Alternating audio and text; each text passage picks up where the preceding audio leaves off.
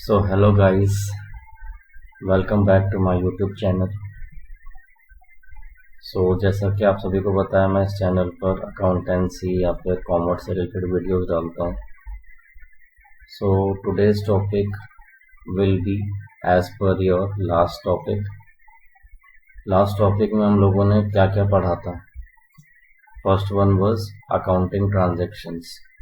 Accounting transactions को हमने divide किया था 4 पार्ट्स में. That was assets, liabilities, income and expense. Okay, so with that I have already made a video on assets. So today we are going to discuss liabilities. आप जैसा कि देख रहे होंगे स्क्रीन पर भी, लायबिलिटी का एक सिंपल मीनिंग होता है. वैसे पढ़ लेना, आप नोट्स बना लेना, स्क्रीनशॉट ले लो या जो भी करना है. एक नॉर्मल लेमन लैंग्वेज में अगर मैं बात करूं, that what is liability. Liability क्या होता है? लायबिलिटी एक बर्डन होती है, एक फाइनेंशियल बर्डन जो आने वाले टाइम पे आपको उतारना पड़ता है अपने ऊपर से. Because let us take an example like here we have written bank loan. Now what is bank loan?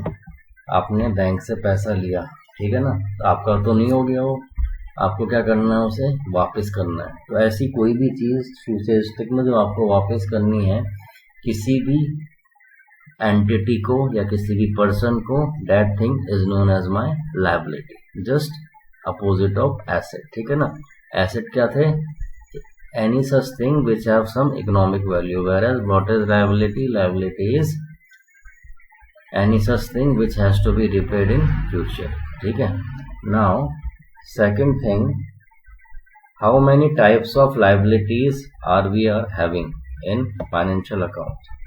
As you can see in the screen, it has been written as current liabilities, non-current liabilities and contingent liabilities. So what are current liabilities? Current liabilities are basically those liabilities which you have to repay it within a accounting year.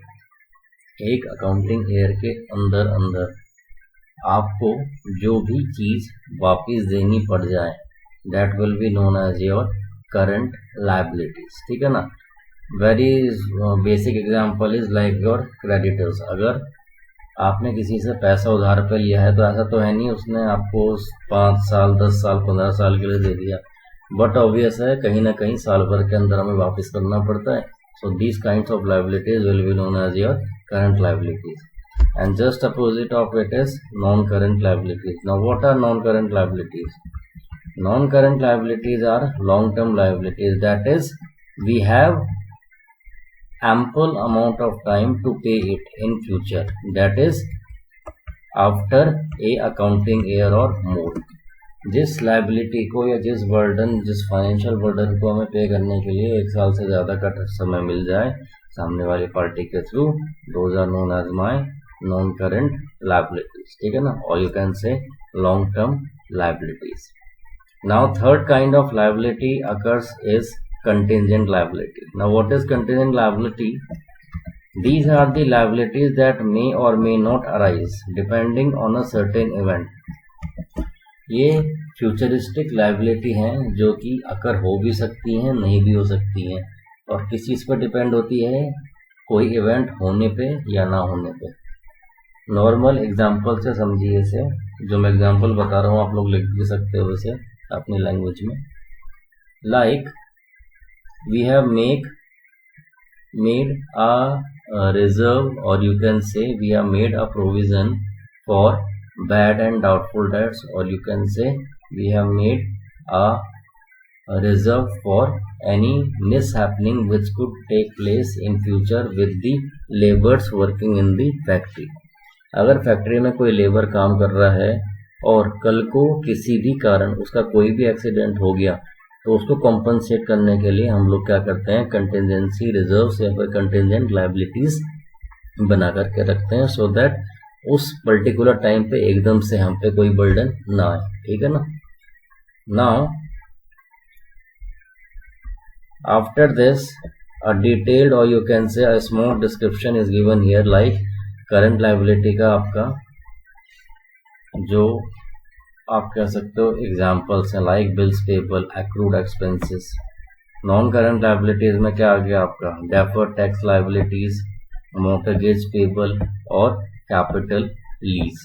Whereas in contingent liability what I have said, example भी वही लिखा है इसमें, when a company is facing a lawsuit of 1 lakh rupees, the company would incur a liability if lawsuit proves successful. Company को क्या हुआ, future में किसी ने 1 लाख रुपए का मानहानि का मुकदमा कर दिया या फिर आपको केस कर दिया इन पे, तो उसी टाइम क्या होगा, एक लाइबिलिटी क्रिएट करनी पड़ेगी 1 लाख रुपए की, सो दैट अगर इन फ्यूचर सामने वाली पार्टी केस जीतती है तो हमें क्या करना पड़ेगा, उस टाइम 1 लाख रुपए देने पड़ेंगे।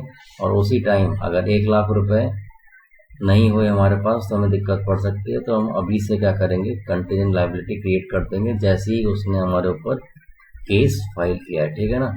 So this was a short video of all about liabilities. You can take its screenshot whenever you are comfortable.